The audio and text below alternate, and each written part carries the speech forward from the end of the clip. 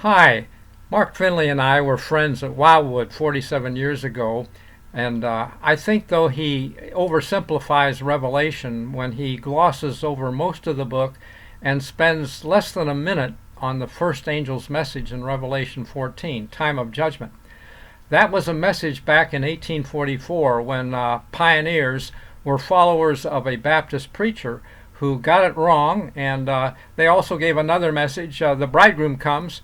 Neither message fit as they expected, but Christ in Revelation 10 verse 11 said, you must prophesy again. And again, in that context of what they had given, is the same messages. We need a better understanding. It's not about a judgment of the dead, investigative judgment.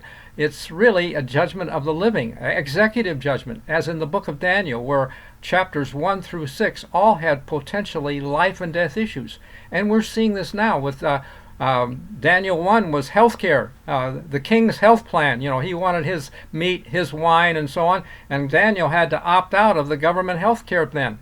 And if you want vaccinations, bad news, basically. We need to opt out. We need to understand how the Daniel's chapters are for us as well. But coming to Revelation, there's a greater depth than we're looking at. And the time of judgment is starting with America. We might not think so, but think back of how those two messages, time of judgment and the bridegroom comes, fit Egypt. Okay, God said in Exodus 12:12, I will execute judgment. He did it on Egypt and took Israel to a covenant that he regarded as marriage. So the bridegroom really did come, and he took them to a covenant marriage, and he later said, I'm married to you, return to me, in Jeremiah 3:14. Paul included the Exodus when he said all those things happened to them for examples, written for us at the end of the world. If we're going to sing the song of Moses and the Lamb, a song of our experience, we're going to see similar events.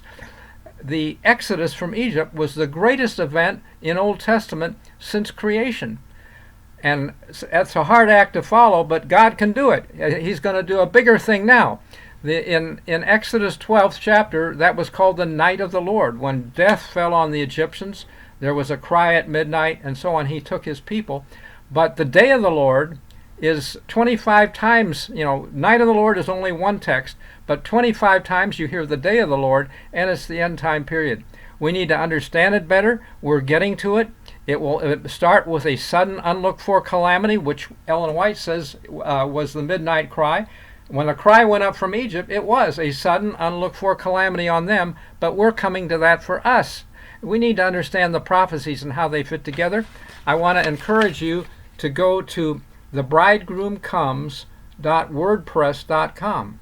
Take a few minutes, read the article, watch the DVD or the video, and you can see more information than you're going to hear about in Sabbath school or church. I guarantee it. I've been there all my life, and there's stuff that that's why really the true witness in Revelation 3 says you're blind and naked, speaking to the agalos or messenger to the church. And this is the messenger is the church leader, the preachers. It's peace and safety. It's glossed over. It's just be faithful when the Sunday law comes or something. Not, we're not. It's coming. I don't doubt it. With the New World Order, but God is going to give power to His witnesses for 1,260 days first in Revelation 11:3. They have power to shut the heavens, turn water to blood, verse 6, and then when they finish their testimony, the beast ascends to make war. That will be New World Order, Pope in charge. Yes, everything that is in the Bible will be coming, but we get it first if we can get into a covenant relationship that we're not even seeing or looking for. But Luke's wedding parable has more than just, it tells us better how to get into the marriage. The 144,000 are virgins. They must be the wise virgins to get into the wedding. We can be there and do that. So please go to the WordPress, thebridegroomcomes.wordpress.com, and email me if you have questions, ruling7@juno.com. Look forward to further. God bless you.